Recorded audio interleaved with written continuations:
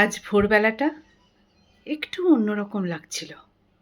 দেখলাম কালোর গায়ে লেগেছে নীল রং। বুঝলাম এ তোমার শয্যা ত্যাগের আভাস। ভারী সুন্দর লাগছিল সে রূপ। তাছাড়া কানের কাছে ফুঁ দিয়ে তোমার চুল ওড়ানো খেলার মতো ছিল মৃদুমন্দ হাওয়া।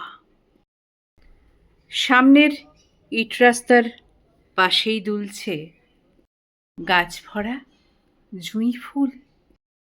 টের পেলাম তোমার উপস্থিতি।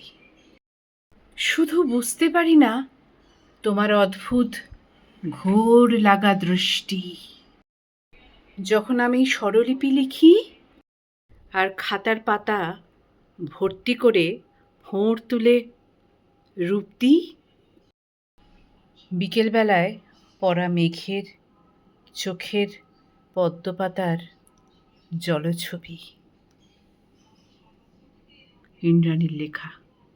ইন্দ্রাণী বিশ্বাস মণ্ডল।